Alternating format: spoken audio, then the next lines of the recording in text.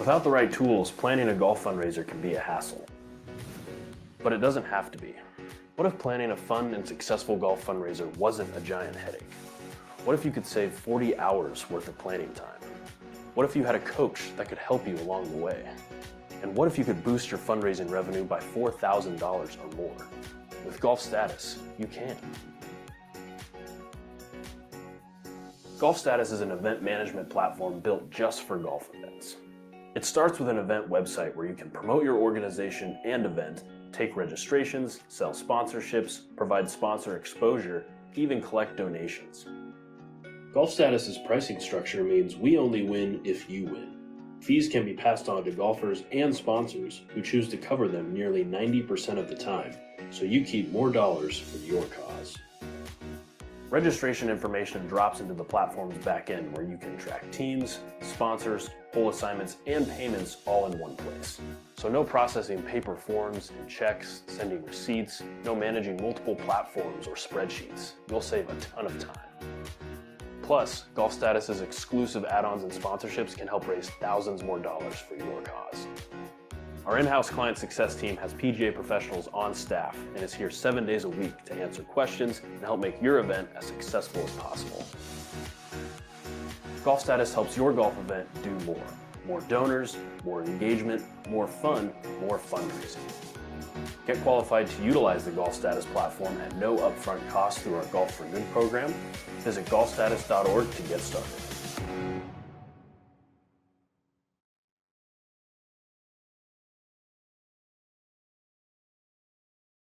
All right, good afternoon, everybody, and welcome to the How to Leverage AI for Fundraising Events, Smarter Strategies for Golf Tournaments and Beyond webinar. We are so excited to have you all here with us today. I am Payton, and I am the Digital Media Manager here at GolfStatus, and I will be moderating today's session. Before we go ahead and get started, we would love it if you could drop in the chat where you're joining us from and what organization you are representing. I already saw some of you found that, but it is the message bubbles at the bottom bar. Hello, Roy with Badger State Chapter 82nd Airborne. Nick and Arlene from Shadow Mountain GC in Palm Desert, California. Hi, Jessica and Sunny. Jessica's one of our panelists today. Natalie's also in Illinois. Heyo. We have Elizabeth from the Muscular Dystrophy Foundation in Cape Town, South Africa. Knights of Columbus. What'd you say? Bill in Egg Harbor. I was born in Summers Point, right next to Egg Harbor, New Jersey. Oh, very. We our sister company has a golf. Oh my gosh, a golf course there. I almost said a golf company. Wow. Another New Jersey, North Hunterton basketball. Kelly from Winnipeg, Canada with MB Realtors Shelter Foundation. Well, thank you guys for joining us today. There's so many of you here. We have a great panel today, and we'll introduce our panelists in just a minute. But first, we have a few housekeeping items. Today's session will be recorded, and you can expect to see the recording in your email inbox later this afternoon. Please feel free to drop your questions in the chat at any time throughout today's session. If you missed it before, it's those little message bubble icons in the bottom row down there. Please feel free to drop your questions in the chat. There will be some time for questions at the end, so if we don't get to your question, be sure to drop it and your email in the webinar evaluation, and someone from our team will reach out to you to get it answered. If you missed it before, the chat function is located at the bottom middle of the screen. This is also where polls will appear for you all to answer throughout today's session. We also have Jen from GolfStatus who might pop in today's chat to answer some of your questions. And just a final reminder, if you are a CFRE, today's webinar counts for 1 point in category 1B for certification or recertification. All right, in today's webinar, we will cover some panelist introductions, the panel discussion, we will get to some next steps, and we will round it out with a Q&A. All right, before we move into our panel discussion, let's just take a few minutes to hear a little bit more about our panelists' experiences and their work with nonprofits. All right, first off, we have Jessica King. She is the director at Getting Attention. Goodness, I'm getting tongue-tied today. That's all right. Jessica helps nonprofits get better results from their search marketing through smarter Google ad grant, paid Google ads, and content strategies. Prior to her work at Getting Attention, Jessica worked at nonprofits and in higher ed, where she focused on communication and digital marketing. Most recently, she worked in search engine optimization in the mission-driven sector. Jessica holds a master's degree in communication from Virginia Tech, and in her free time, she likes to read, cook a new recipe, or hang out with her cats, Benny and Olive, which she said were scratching outside the door before. Yeah, if you hear them, it's Olive. Just know before that. Today's webinar. We're so glad to have you here, Jessica. Can you tell us a little bit about Getting Attention? Yeah, so Getting Attention basically exists because there are a lot of nonprofits who kind of need better help with their marketing. And a lot of times for these sort of small to mid-sized nonprofits, it can be really out of reach to hire people with a lot of expertise. So we've been specialized in nonprofits since day one. Our kind of flagship service and what we're probably best known for is helping folks acquire and then make best possible use of the Google Ad Grant. It is free advertising money from Google, essentially, but we also expanded some services basically by client request. So we also help with creating website content, including optimizing for AI, since that is becoming a bigger part of the search journey, and helping folks with paid ads that they might choose to run, over and beyond the Google Ad Grant. So if you're interested in how we could go further with your existing Google Ad Grant, we do offer like a first free month, so you could see if professional management might be the right fit for you. So I think maybe, I don't know if it's now or later in the webinar, you can drop the link for that, or, of course, you can feel free to reach out to me after the webinar, and I'm happy to get you in touch with that.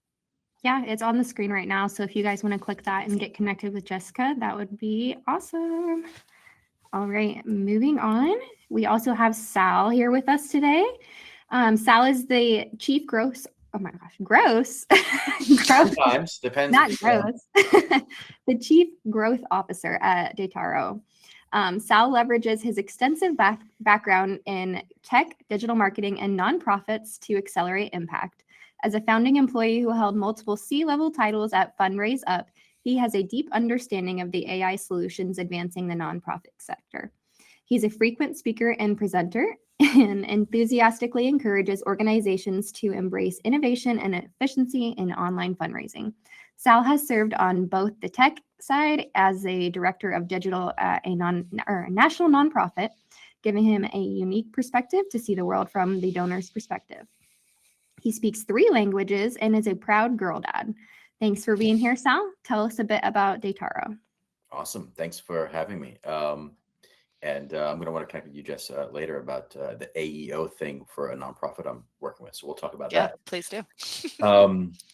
Dataro is a predictive AI engine for your CRM. So we plug in, look at your data, and we look at hundreds of millions of donor outcomes to predict which donors in your database might take the next step and what that next step should be.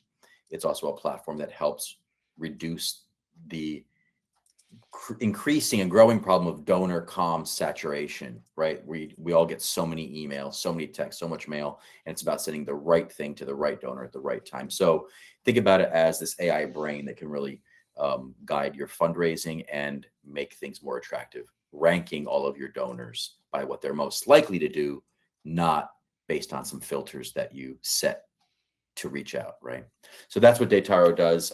It's available both for mid and large organizations directly, or through your CRM like Bloomerang. If you're using that, it's available through Bloomerang as a direct solution, as what they call the IGP, Intelligent Giving Platform. That's what Dataro does. Happy to answer more questions about it. It's deep tech algorithms and predictions and all that. So happy to have a conversation about it. Yes, we love all the tech platforms. Yes, they are all fun and they all work for their very specific things, and they all work together very well. Yep. Awesome. So let's get a poll running really quick. We're curious on how much do you guys rely on AI for your fundraising events? Just dropped that in the polls tab. It is also in the chat. Looks like right off the bat, most of our folks are not at all. Some of us are a little bit, and there's a few of us that are all in. So Yeah, it looks about 54% are not at all. So that is where our audience is falling today. And that is totally okay. But we're going to tell you a little bit about how you could integrate AI into your event. All right. Remember, there will be time for questions at the end. So go ahead and drop those into the chat. But let's kick off our discussion. All right. So AI seems to be everywhere right now. So from your perspective, where is it making the biggest impact for nonprofits, and where do you see the most untapped potential? Jessica, do you want to start us off there? Sure. I think in terms of AI, I think the way that I think about it, there are a couple of just maybe like not ground rules, but like ground assumptions that are important. Because I think when most people say AI, what they're thinking about is basically ChatGPT or large language models. And that's one application of AI, but isn't like the whole kit and caboodle. So I think that that's probably like the easiest entry point that most people have into AI. And I think that's kind of what I'm seeing reflected on the nonprofit side as well. I'm seeing folks experiment with using tools like Claude, tools like ChatGPT to help generate content faster and kind of speed up the written communications end. I have my own thoughts on that. There are pros and cons of that approach, but that's kind of where I see it being used today.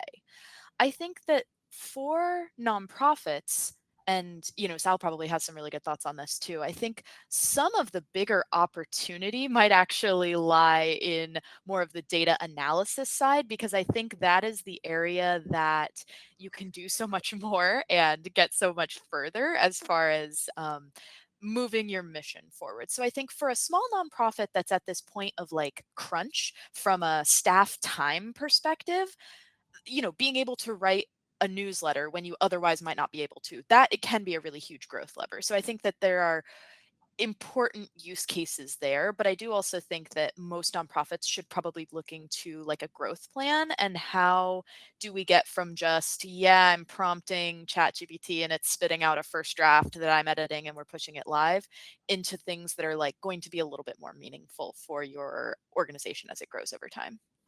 Absolutely. Sal, where is like the most untapped potential with AI? So you kind of touched on it there, where a lot of orgs are using the LLMs and to create an image and create a document and read this 40-page document that someone else created with AI, and then put it into an LLM, so that just like to boil it back down to 10 bullets. That's what we're doing a lot of. I think there is a lot of, it's the easiest one to start using, but also introduces the most opportunity to erode trust, because those things can hallucinate. They can give you an output that might not be what you're looking for.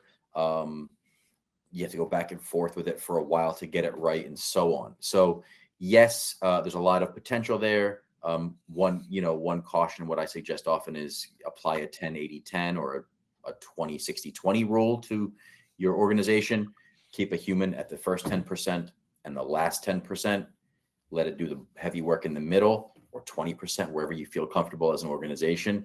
But keep a human on both ends of it to ensure that you have some quality control there. I can't tell you how many times, a document arrives in my inbox or something and it's 40 pages long, and you ask somebody about that thing on page 17 and they go, what do you mean? Right? Well, you didn't read it. There was no human at the bottom 10-20% of that. As far as untapped potential, my experience for now since 2019 has been in predictive AI. And what I tell my daughter, who hates generative AI, she says it's creepy, it's weird, and I think we'll see that kind of anti-push through some generations. We'll see how that pans out. But I tell her that I work in math AI, and it's algorithms, it's predictions, it's correlations. You can't hallucinate math. And I think AI has a massive opportunity to help organizations get more efficient through predictions, ranking, suggestions on the next step that has the highest ROI, and so on. So for me, I do a lot in the predictive. I think that there's a lot untapped there that the sector will and is leaning into. Absolutely. I would love to see how that continues to grow in the upcoming years. All right, moving on to the next question. Many nonprofits are interested in leveraging AI for an upcoming golf tournament or other fundraising event that they're having, but they don't necessarily know where to begin with it. So where's the easiest place to start? Sal, do you want to start us there?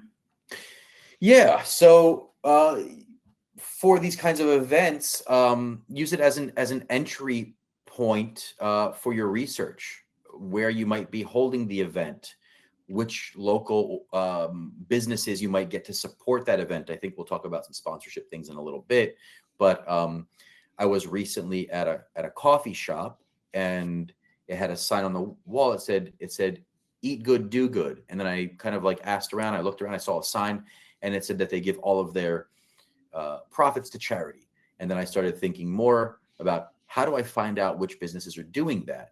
And I went into my Claude LL, my AI chat, and I said, help me find businesses that are giving to other organizations, that have their logo on nonprofit websites as partners, have a philanthropic angle or edge to them, to participate in corporate matches, corporate sponsorships, etc. And I think using AI as a research helper is, in my opinion, more of a time saver than using it to create content for you. I think you can definitely shave many hours off of your research work very quickly, whereas you might get lost in a rabbit hole doing content generation, which, it's perfectly fine to use it, but I think there's a lot of pitfalls there that research helps with. Yeah, there's a lot of do's and don'ts there for sure. Jessica, do you have anything to add there? Yeah, I think this is a similar point to what Sal made, but maybe in a slightly different direction. If you've had tournaments or events in the past where you have registration data, and I'm going to give the really really caveat, and this is really going to go for anything you're doing with AI, you should double check what your organization's privacy practices are in anything that you might want to feed into AI. So with that asterisk, if you can give it a representative sample, be like, here's who was involved last time we did this. What do you notice about the type of people we're reaching?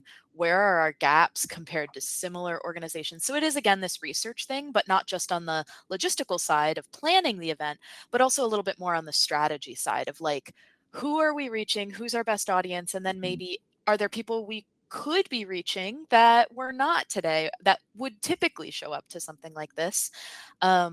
And I think depending on what CRM you're using, et cetera, different LLMs and things like that hook up into it. Some of them don't. So, your mileage may vary, but I've had good luck with that, even just in some of our own data, being able to notice things, parse things that, our staff maybe wouldn't have noticed, because humans are not super great at analyzing large data sets and understanding patterns. So maybe that would be another place to start, is even when you're just thinking about the invite list, being like, okay, who could we reach out to here? Is there a way that we could be getting even more bang for our buck from the same event that we're already hosting? Yeah, I was just kind of thinking about that even while you were talking, even just finding common themes, if you have occupations for those folks, just having it pull out common themes is a great option as well. All right, moving on to our next question. So promotion and marketing can present a challenge for event organizers. How can AI help nonprofits reach the right audience and attract more participants for their golf tournament or other fundraising event?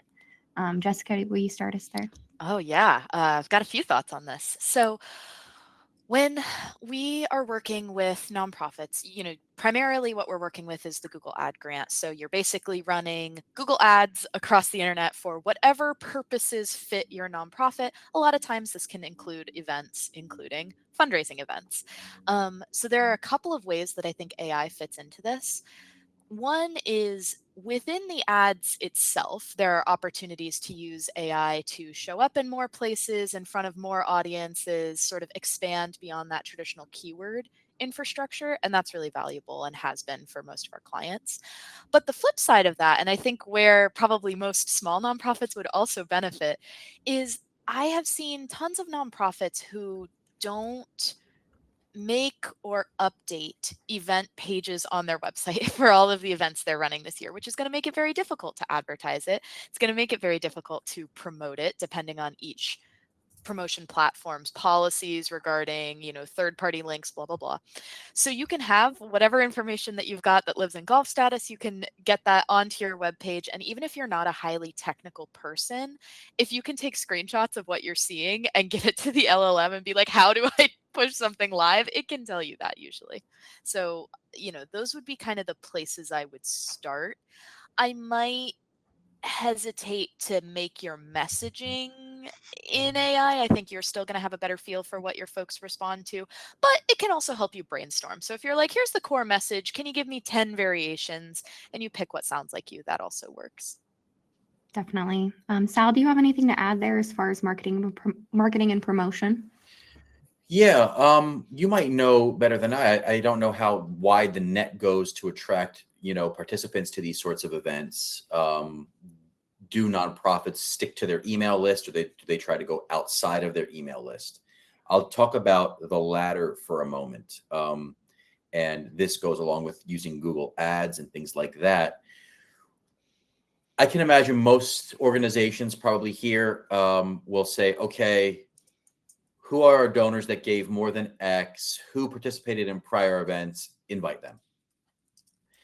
And you're missing out on so many new donors, new folks that might be interested. I think I saw an ad or a social post or something for a walkathon for Caring for Miami last year at the Miami Zoo. And I said, that's amazing. We get to do the morning at the zoo. We get to do this event. Never heard of Caring for Miami, but let's get involved. And we went down, we made a day of it as a family. I wasn't reached from their email list or from their export CSV with these 3 filters, right? Gave more than this in the last year, attended an event. I came because they widened it to a broader audience, and it thankfully reached me. So, for example, what we do and what I see our organizations at Dataro doing every day is looking at not filter-based invite lists, but propensity or likelihood-based lists, and then taking that list and then putting that into Google Ads as a lookalike audience, as opposed to, well, here's people that came before, and let's get more of them. You're missing those that may have not come before and maybe evading those filters for some reason. But if you do a propensity based, we go, well, this person we see pays with an Amex Platinum or an Amex Black. They've never given before, but they probably play golf, right?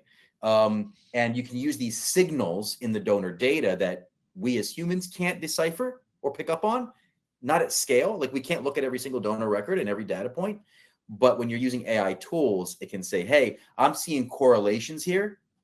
These people are likely to attend that kind of event because they match this other audience or this objective. Let's use that as a lookalike list, not just, and target those for ads and promotion, not just more of the same, but widening the net. So that's one application of AI that, going back to predictive and ranking and scoring, that I think there's a lot of opportunity for us to get more efficient.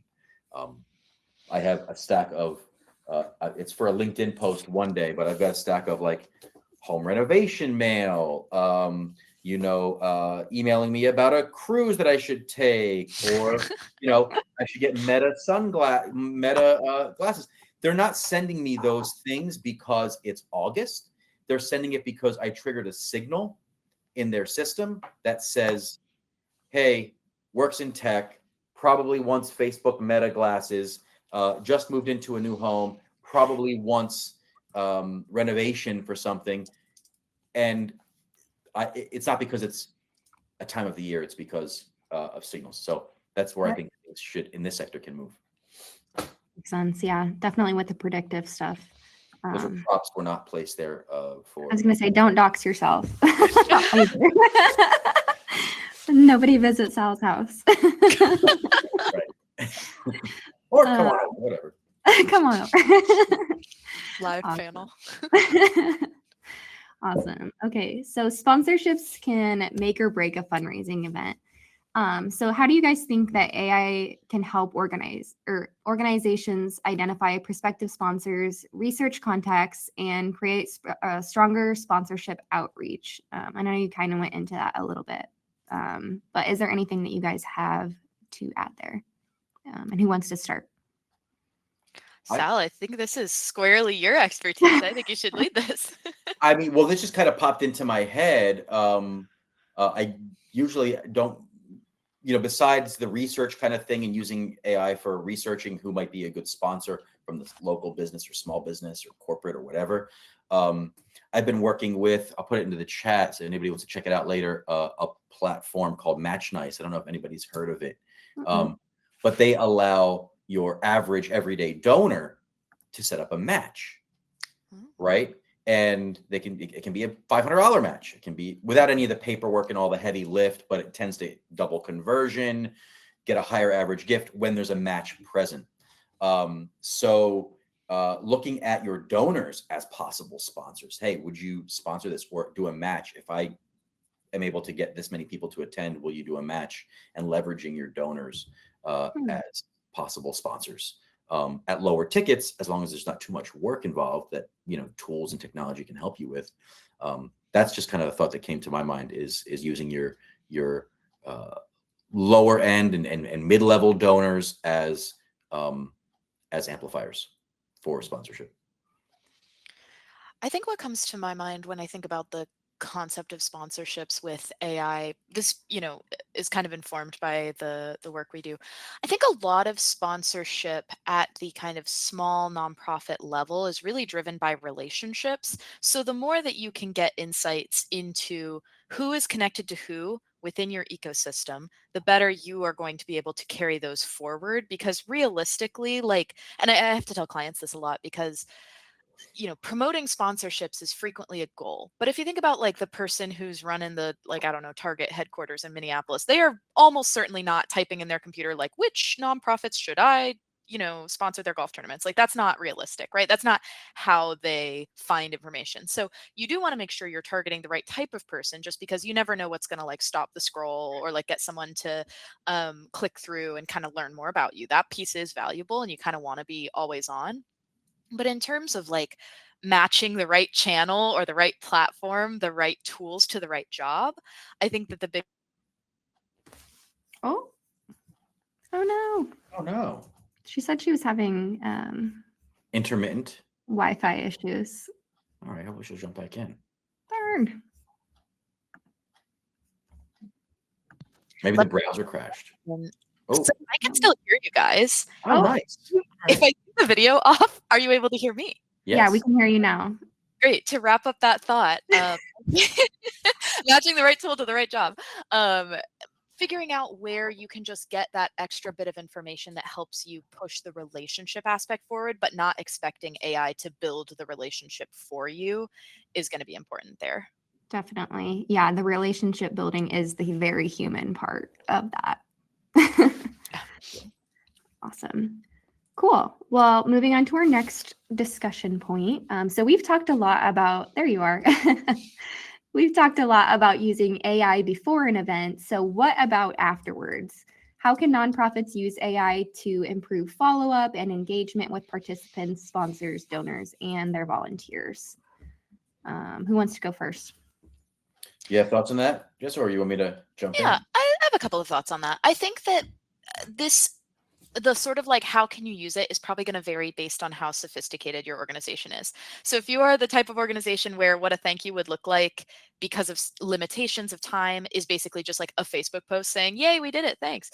Then, we can go a step further at scale by being hey, let's insert somebody's name. Let's offer a couple of things that might be relevant to them, et cetera. And can we automate some of those workflows a little bit more? Transparently, a lot of tech tools could already do that even pre-AI. So there is this question again of how much of it is new, how much of it is marketing. But I think if it's taking you from we basically wouldn't have done anything to now we can do something, that's one level. I think if you are at a point where you are able to start enriching data and start delving into the world of predictive analytics, that's where things can get pretty interesting, where it's like, okay, now we have this many people. What percentage of them are new? What percentage of them are returning? You know, what does that indicate in terms of their long-term giving? Who does that mean that they could invite? Like, there's a lot of ways to map out these connections. And you know, that tends to fall a little outside of my expertise, but that would be, you know, I think kind of the level 2 of it is going beyond just that rudimentary, we didn't have the time to do this and now we do, into like, okay, great. And what can that data tell us in terms of improving operations there? Yeah. What can we take away from that data? Yeah. I mean, don't do an event if you're not going to say thanks for coming. I mean, like, you know, like that's table stakes, right? Manners are table stakes. Thanks for showing up and then engaging them. We have Jen dropped a link here that I was going to share that I put into our document here around donor segmentation, audience building. It'll give you a bit of an understanding if you copy and paste that and read it. It's a light read. We just published it last month around the importance of that. So these events, there's a drive obviously towards mid-level and major giving and sustainability and resilience for an organization. So those folks that participate in your event, that's pipeline generation, right? That's getting them in. And then you got to know who to reach out to. Not all of them that show up deserve a phone call saying, can you give us $5,000 for our capital campaign? It's without using sophisticated tools to look at those donors, you're either going to have a mid-level gift officer with 100 people on a list to call and only 1 or 2 of them, or you can curate that list down to those that have a high likelihood to 20 and have a lot lower burnout, a much happier mid-level gift officer, you know, with more positive outcomes and so on. So that link there talks a bit about that. Basically, after the event, don't just ask everybody for the same thing after. You can be more efficient and be more personal by reducing the noise. Definitely. Awesome. I can't wait to dig into that article. All right. Moving on to our next question. So there are so many AI tools available today. How should nonprofits decide which platforms are worth investing their time and money in for different needs? Sal, you want to start us off there? Yeah, it's a shit show out there of tools. There's a lot of tools. Every platform has something with AI in it. Low hanging fruit, use what your software that you're currently using has built in, if it's got something. That's the lowest hanging fruit. I talked to someone and they're like, you know, how do I get people to adopt AI? Well, if you have an iPhone or an Android, I don't know. Maybe a year ago, they turned on the feature where they summarize your text messages and they show you the summary, and it's using AI to summarize what, you know, mom's 3-page text that comes through. That's my mom anyway. And it'll just say like, mom asking about daughter, are you coming to Thanksgiving, whatever, right? And it takes all of those words and does that. So the point is, you didn't have to learn to adopt it. It just was applied to your daily workflow. I didn't have to learn to adopt that functionality. It just was there. So use what's in your tools already. There's a link here that I want to share, or Jen, you can share it. It's a link from Anthropic, which creates Claude, and they created a certificate program, AI for nonprofit, AI fluency for nonprofits. It's free. It's built with Giving Tuesday. You get an actual credential. You can put it on your LinkedIn profile. Get your team all to take this, right? Because this certificate, right, in your organization, you're gonna have half the people, more or less, that are like, screw AI, and half are gonna say, I can't wait to dive into AI. And this certificate really kind of bridges those two and creates guardrails against when not to use it, and really tends to create a common understanding. So that certificate is really awesome. It's not been promoted nearly enough, but I'm out there trying to spread the word. So if you take that certificate, definitely let me know what your thoughts were. But I think that is a great way to start and give you a baseline and make sense of what's out there and give yourself kind of some rules from which you'll use to choose your AI tools. Absolutely. I'm a sucker for LinkedIn certificates, so I will be adding that one. Jessica, do you have anything to add there as far as which tools are worth the time and money for the different needs? Yeah, I think a couple of things. I totally agree with kind of starting with whatever's already in your ecosystem. That also kind of handles some of the data privacy concerns that I have, because if your emails are already through Microsoft, you're using Microsoft Copilot, Microsoft's already reading your emails. Like Copilot isn't necessarily learning that much more than it would have known otherwise, versus if you switch into ChatGPT. Okay, that maybe didn't have access before. So if there's any questions about that, usually whatever tools are already approved are going to be a safe bet. The other thing that I think is just important to keep in mind whenever we're talking about AI is the field changes so quickly that what the best tool is right this second may not be the best tool in 6 more months. And as models shift, you're going to see different capabilities. You might be like, God, Gemini used to be really good for this, and now a new model got rolled out and now it's trash at it. And that's okay. And I think probably for most staff, just in my experience, not to paint with broad brushstrokes, but staff's going to be able to lean with it, rock with it. You may need to keep your board up to date on what the most kind of changes you're seeing, what you're testing out, etc. I would encourage folks to be willing to experiment, but part of being willing to experiment is also being willing to say, yeah, we tried this and it did not work. It did not live up to the hype. I'll call it out. I think HubSpot's AI tool is trash. So if anyone's on HubSpot, Breeze, yeah. yeah, Breeze is garbage. Breeze does not work very well. So I find myself going back out of HubSpot into a different AI tool to try and do what Breeze allegedly should be able to do.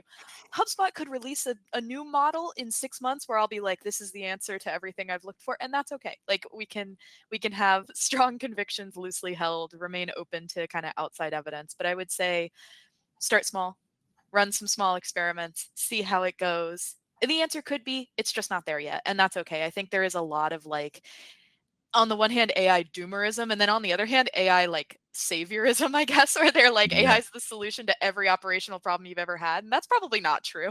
The answer is probably somewhere in the middle. So it's okay to sort of like take everybody's expectations from way up here to like, let's go down here. Let's start small, test a few things and see how it goes. Definitely. To your point about things moving fast, like, were any of us using Claude before February?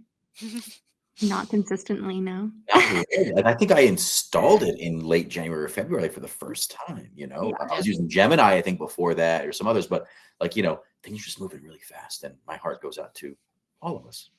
Right. All of us. Awesome. All right. So let's talk about the bottom line for nonprofits. Where can AI genuinely save time, boost revenue, and offer the biggest return on investment?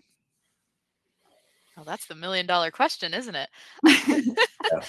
I think I can just jump in if you want here, but I think as you are thinking about where AI fits into your workflow, and this honestly goes for any sort of purchasing decision you're making for your nonprofit, it is so common to like load your staff up and not value their time, or to kind of overly rely on volunteers but not correctly value expertise.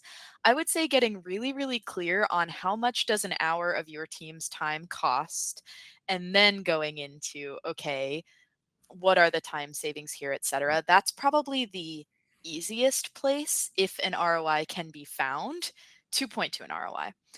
Some of the hype and the messaging about AI right now is like it's gonna, tenfold productivity, blah, blah, blah. Lots of companies are investing heavily and would love to be able to turn right around and show you that on their SEC filing, so their stock price would go up. But we haven't seen that yet. And that's not to say it couldn't happen, but just to say, I think if you are thinking about it today, right now, the most tangible thing you have is the cost of the software against a cost of your team's time against how much time is being saved. That's sort of the easiest place to definitively point to something right now. I think some of the other things, how much value is there to starting a podcast when you wouldn't have been able to otherwise because of all this time you're saving with AI? It may be there, but you're not going to know what the ROI on that is for probably 12, 18, 24 months. So it's worth, I think, in the short run, keeping in mind that like an hour of a staff's time has a knowable cost and thinking about what that is. And the answer might sometimes be outsourcing, but not to a tool. It may be to an agency or something like that. Not to plug myself, but there are folks with expertise who can also pick up and save you time, and are cheaper than hiring additional staff people in the long run. Absolutely. Sal? Yeah, I want to tap on two specific ways. One is more of a concrete one, and one's a soft kind of value add or ROI. Let me start with the concrete one. There's one nonprofit that uses Fundraise Up, where I used to work, where I was there for a long time, and they saw average gift sizes by leveraging AI powered recommended ask amounts, 20-30% jump, right? In the last year, they started working with Dataro.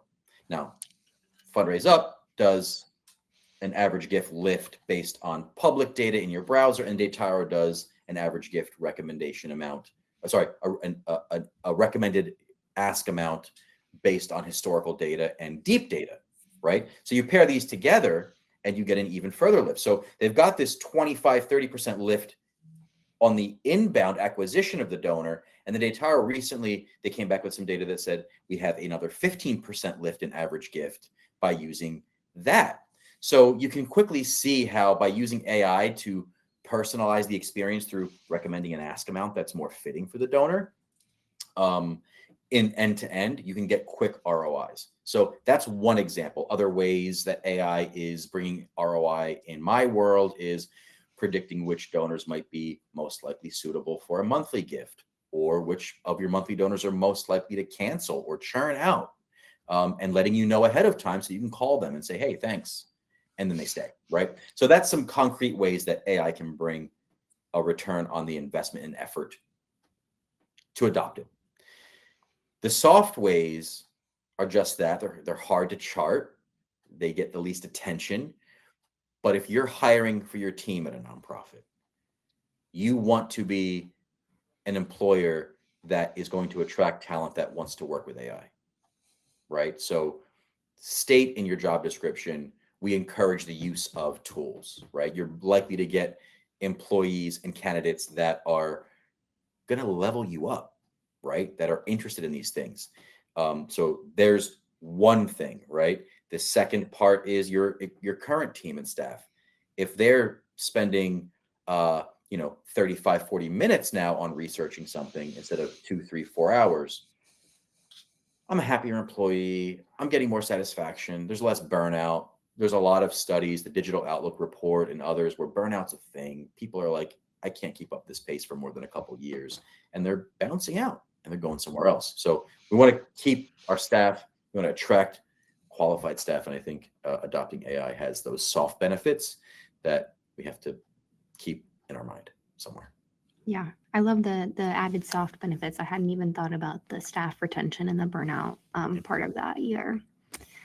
All right, well, let's wrap up with one final discussion question. So looking ahead, where do you see AI in nonprofit fundraising heading next? And what should organizers keep in mind to make sure the human side of fundraising doesn't get lost? Whoever wants to start can. Go for it, Sal. I'll just say, this is my hot take. Don't let robots call your donors and say thanks, right? Like, let the robots put together the list of who you need to call. Let them help you with maybe creating a draft script that's not a tight script, but some bullet points, right? So you don't want to sound a human sounding like a robot reading a script. Make the phone call yourself. Add those human touches to offset where we're getting more automation. Hand sign the letter for those donors over $500 or $250 or whatever it is. Humans like to connect with humans, so we have to keep humans at those touch points. That's my take on it. Absolutely. Jess? I think there's a similar point that kind of came to my mind when you asked this question, which is that I think one of the double-edged swords of AI is that it really lowers the barrier to entry. So on the one hand, that can really open some doors. And then on the other hand, it means that all of us right now are swimming through a sea of like AI slop, for kind of lack of a better term. And I think you don't want your organization to be one of the AI slop organizations. So I would say, it is kind of a new frontier. It'll be interesting to see. It feels a little like the early days of the internet, where it's like we know something's here, but the mature state of this may not look the same at all as what we're seeing today. And so it's worth kind of both experimenting with it, because I think that the organizations who really dig in their heels and are like, absolutely not, are probably going to get left behind. But I think should you just offload everything into Claude right now? Probably not. There's probably a healthy middle ground to be found in experimentation, but also being willing to rein it in and kind of keep that human touch where it's most effective. Absolutely. Absolutely. At the end of the day, they need the human touch. All right. Well, thank you guys for sharing your expertise and advice today. I know our audience really appreciates that. Let's jump back into a few more poll questions, and then we'll get into some Q&A. All right. We would like to know, how likely are you to hold a golf tournament in the next 12 months? Are you a maybe? Are you a probably? Are you a definitely? Or are you already in the trenches planning one? Doesn't have to be the trenches, but all right. Looks If it's like mini golf, I'll go. I don't know how to golf otherwise. my team's actually in the middle of planning a mini golf tournament, so Awesome. it's pretty fun. All right. Looks like about 54% of you are already planning one. About 29% of you are definitely. We've got a few maybes and probablys. We have one more poll question. Are you planning to use AI for any part of planning that golf tournament? Now that you've heard this conversation. All right. Right off the bat, we got a bunch of yeses. I respect the unsure. I respect. Yeah, the unsure. definitely. Couple unsure. Yeah. Proceed with No caution. no's though. So. Yeah. All right. Well, thank you guys for answering those polls. Before we get into questions, I want to touch briefly on how GolfStatus can help you guys level up your next tournament. So GolfStatus has some built-in tools and automations that can help you save 30 to 40 hours per tournament. It simplifies and automates registration with secure payment processing, easily collecting donor data. It makes it easy to collaborate with your team and the golf facility. It's also easy to handle the golf specifics of flights, formats, handicaps, hole assignments, all of those golf-specific fun things. GolfStatus can also help you raise more money for your cause. On average, our users see a lift of 10K or more. The exclusive sponsorships through GolfStatus, the tech sponsorship, contests, pin flags, etc., can help you raise an extra 10K or more. Like I said, you can collect donations and share progress toward your fundraising goal directly on your event website. And there's also robust reporting to get the golfer donor information into your organization's donor database. Also, when you're working with GolfStatus, you'll have access to a fundraising specialist to help improve fundraising outcomes, and you'll be supported from start to finish. So you'll have support before, during, and after your event by our in-house customer success team. And you do not have to be the expert. You can lean on us. So you don't have to know much about golf to run a golf event. Also, feel free to check out the Golf for Good blog, where you can find the latest in golf fundraising tips, case studies, and lessons learned. We dropped some of those blogs and online resources from the online resource library today as well throughout the webinar. The online resource library also includes some case studies, white papers, how-to guides, templates, and all. All of those are free for download. So go ahead and check that out. And most importantly, our mission is to help your mission, so we can get you set up with GolfStatus at no upfront cost to you. Our team would love to chat with you, so click the link that we just dropped to get in touch. All right, back to Q&A. Before we get to your questions, I'm going to have Jen drop the link to the webinar evaluation in the, there we go. If you could all fill that out, our team would greatly appreciate that. I'm also going to have her drop the presentation now for anyone who wants that as well. And if you haven't already, go ahead and drop your questions in the chat section on the top right. And just a reminder, if you are a CFRE, today's webinar is applicable for 1 point in category 1B for certification or recertification. On to questions, finally. All right. So I think this one is a great one to start with. Why AI? Jessica, you want to start us? Sure. And apologies for the video off. It seems like my Wi-Fi is just not really sustaining it right now. That's okay. You know, I think we talked about a few of these things over the course of the panel, but you know, I think to just tap on something kind of new, there's like a larger like existential question in some ways about AI. So like, you know, there's concerns about the ethics of it, how it's being applied. And I'm not the first person to have this thought or to say this, but I do think that if nonprofits sideline themselves completely or don't sort of start playing around, then they're missing a chance to shape how those tools are developed and how they're used. And so like, you know, we could use AI to let Walmart, you know, have dynamic pricing, which like, okay.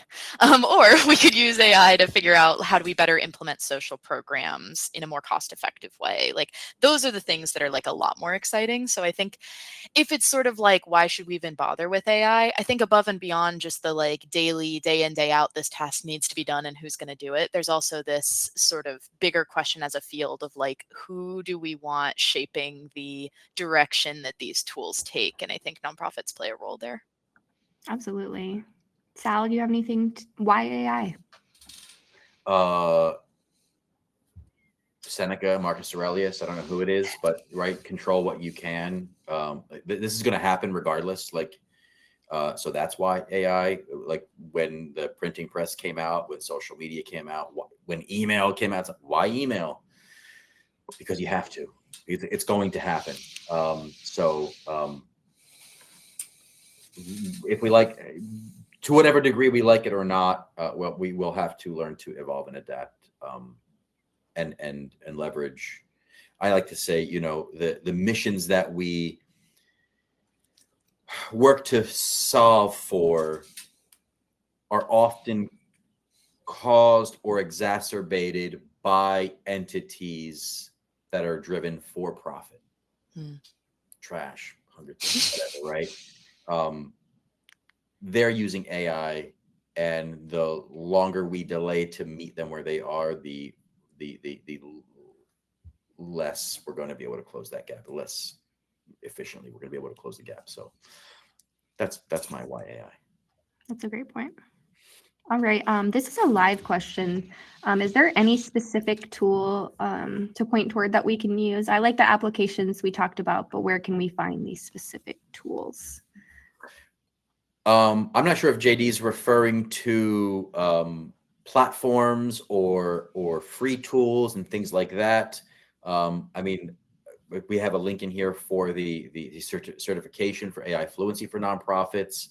I've got a favorite website that I use called Prompt Cowboy, and it allows you to create really good prompts for AI LLMs that you can then fine tune. That's a free tool. Other things out there, you know, there's almost anything you have is using that, but is using AI or has it built in at some level. But JD, I mean, if you want to connect, I'm happy to get more insight on kind of what you're looking for and make some recommendations. I get that kind of question all day, but need more data, need more info. Absolutely.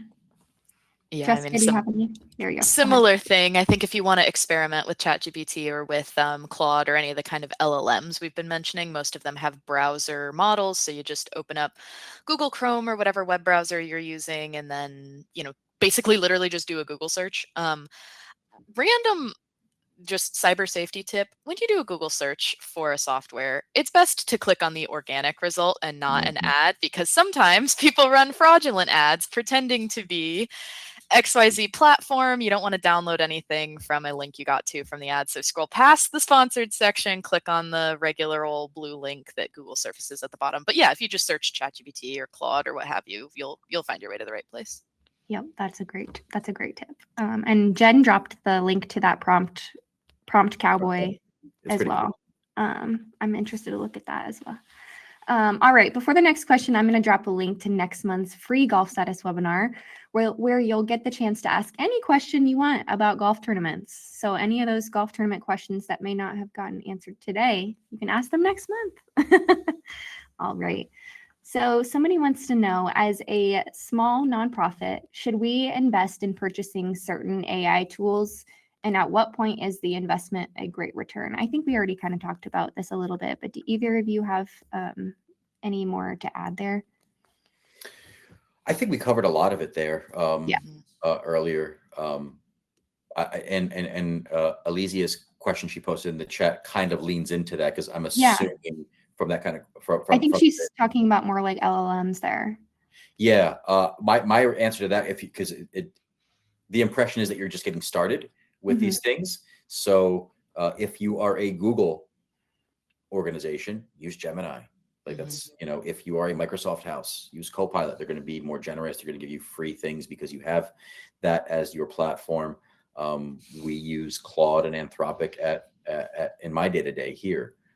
So use whatever is going to be the easiest barrier for you, Alicia. And then if you want to get into the partisanness and which one is more left or right or more eco or this or that, that's a whole different thing, and you can unravel that. But that's probably the picture in Can of Worms, that in the dictionary it says can of worms, and that's the topic. So, yeah.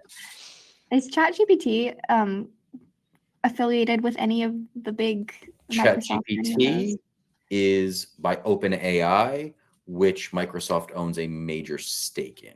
Okay, got it. I didn't know if they were affiliated with any of those folks. I think it's probably wise with OpenAI to treat that as a third-party tool rather than like a Microsoft proprietary tool, though, because like having a stake is a little different than like the training data and stuff like that. Right. Like I think if you're thinking about what's Microsoft's tool, Copilot's probably what you want to steer towards. Okay. Cool. Jessica, did you have anything to add there for Alicia's question for preferred AI? Yeah, not necessarily. I think that like, if you were to ask me personally, Jessica, just in my day-to-day, which one I open the most, it would be Claude, but I don't, the right tool for the right application. I don't know that that's the right fit for everybody. It's just the one I happen to be using the most right now. So I would experiment with all of them, at least on a low level, kind of keeping security in mind and just see which ones seem to work for you. Awesome. All right, next question. How do you keep the elements of personal attention and authenticity with heavy usage of AI? Jessica, you want to start us? Yeah, I mean, I think this is kind of a broad question, but I think that a lot of it would really come down to that review process, kind of like what Sal was talking about earlier, where you've got somebody looking thoroughly at the product before it goes out. Like I think you'll sometimes see AI compared to like an intern or maybe like a volunteer in the nonprofit world, right? Like any sort of situation where you would have staff have eyes on something before it goes out, it's probably wise to also have staff have eyes on it before AI sends it out. Another thing you might practice, I do this for myself, is like trying to spot when other people are using AI in the wild, because you'll start to notice little things that you're like, I see that a lot in Claude's writing. I see that a lot in Gemini's writing. I think that maybe they didn't heavily edit this. And just sort of, thinking about what kind of reactions you have. If your reaction's negative, then sometimes it might be the case that like heavy AI use isn't the right path. It might be the case that like the human actually should be sitting down and writing that thing. Yeah, we see that a lot. I know a lot of golf tournament fundraiser, golf tournament like flyers. A lot of folks are using AI for now, and it's becoming very easy to tell like which ones are AI and which ones aren't. I've personally been able to tell. So yeah, I don't know. I think that's something that's going to be interesting to see how those continue. Just flyers in general. Sal, do you have anything to add there about? Only for the audience, like I know we're about to wrap up here, but Yeah. decide, like, look for the thing that takes you the longest or is the most grunty work that you have. Like, what is the most grunt work that you loathe doing or loathe giving to someone to do? That's a good place to start. And instead of like, oh, I'm overwhelmed, I've got to apply this new thing to my entire organization. Well, no, how about we just do it for that task of cleaning up your database, right? And getting addresses uniform or whatever. So pick something small, apply it there, and then keep your human at the start and end. Got it. Yeah, you said that 20-60-20 or rule, Yeah, right? Yeah, 10-80-10, 20-60-20. Yeah. Yeah. All right, let's end on this question real quick. So you can usually spot a document that is produced by AI, like Jessica said. Can you change that, and how? There's a little bit yes and a little bit no. You can improve the quality of the output that AI will give you if you're writing by feeding it lots of good examples that it should mimic.